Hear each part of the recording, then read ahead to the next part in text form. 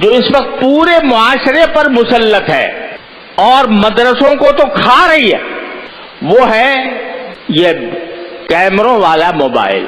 یہ ایک بلا ہے، ایک مصیبت ہے، اور افسوس ہے کہ پورے معاشرے کو کھا گئی ہے۔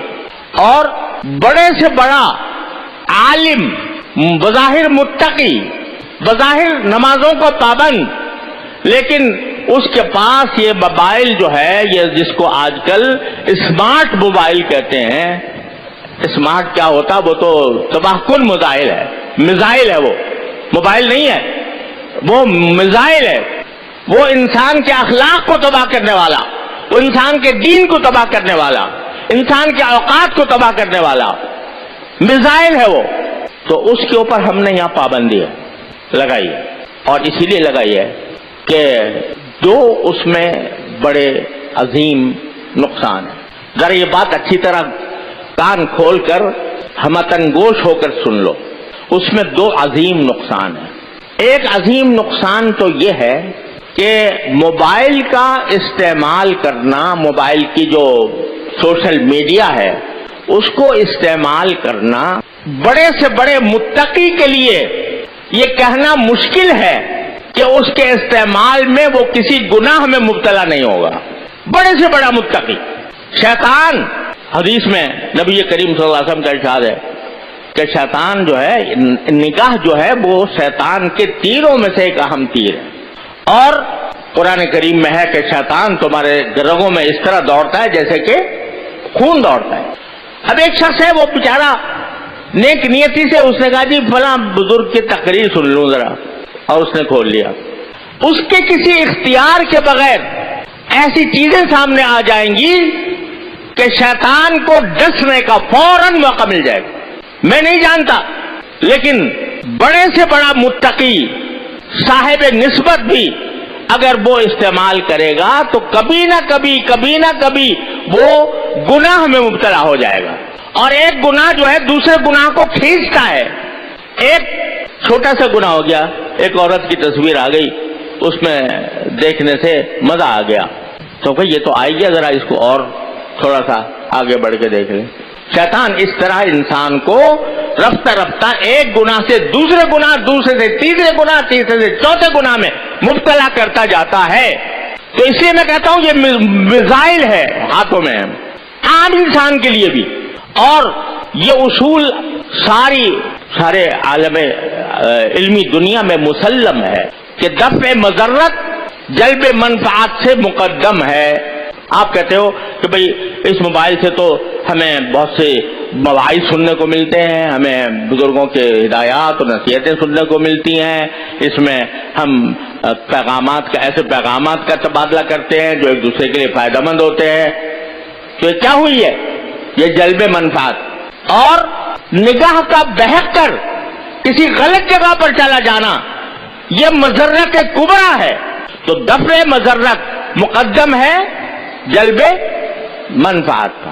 لہذا ایک بات تو یہ ہے کہ یہ عام آدمیوں کے لیے بھی خطرناک ہے، لیکن دوسری وجہ یہ ہے کہ اس بات کا تجربہ ہے، مشاہدہ ہے، اس میں کوئی ادنا شک و شبے کی گنجائش نہیں ہے کہ اوقات ضائع کرنے کا اس وقت اس سے بڑا کوئی اور راستہ نہیں۔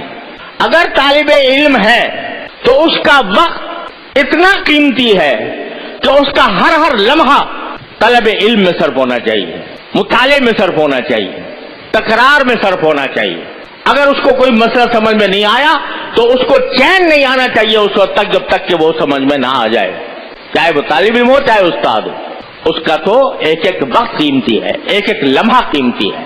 یہاں تک کہ ہمارے بزرگوں نے یہ فرمایا تھا کہ طالب علم کو مغرب کے بعد اوابین بھی نہیں پڑھنی چاہیے، صرف 2 سنت پڑھے اور اپنے مطالعے میں لگ جائے۔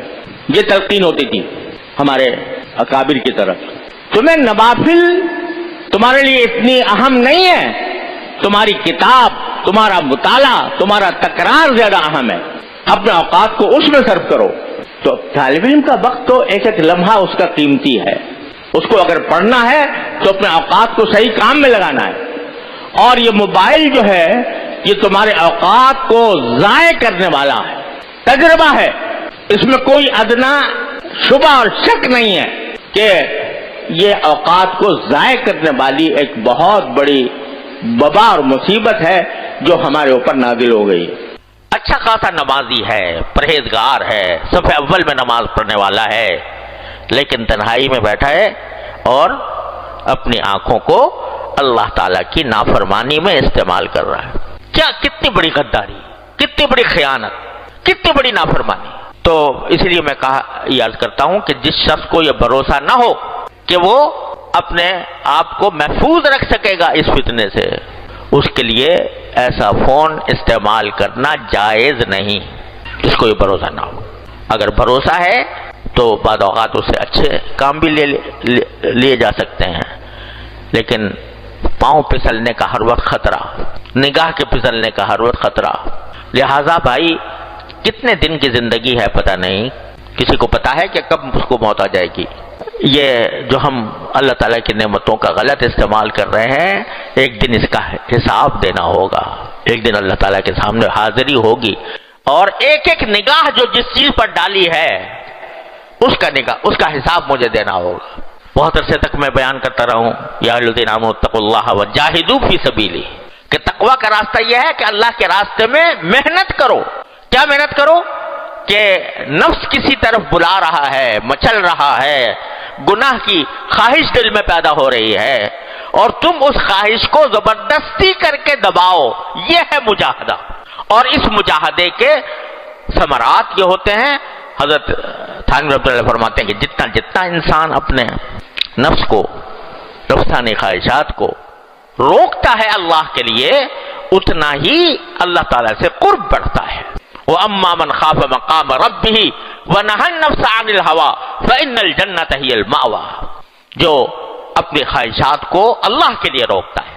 دل تو مچل رہا ہے، بہت بے شک مچل رہا ہے، نفس بھی آمادہ کر رہا ہے، شیطان بھی آمادہ کر رہا ہے، لیکن مجھے یہ اللہ تعالیٰ کے سامنے جواب دینا ہے، اپنی ایک ایک نظر کا جواب دینا ہے۔ اس کا احساس کر کے جب آدمی اپنے اوپر زبردستی کرتا ہے تو اللہ تبارک و تعالیٰ کے ہاں اس کے درجات میں ترقی ہوتی ہے، تعلق میں اضافہ ہوتا ہے، اللہ تعالیٰ کی محبت اس کے دل میں پیدا ہوتی ہے، اللہ تعالیٰ اس سے محبت فرماتے ہیں۔ تو میرے بھائیوں اور بہنوں، اللہ تبارک و تعالیٰ کی نعمتوں کا پہلے تو احساس کرو، کثرت سے سوچا کرو کیا کیا نعمت مجھے ملی، اور اس نعمت کو صحیح استعمال کرنے کے لیے اپنے نفس کو زبردستی، اپنے اس پر زبردستی کرو، اور اس کی نافرمانی میں استعمال کرنے سے اپنے آپ پر زبردستی کر کے بچاؤ۔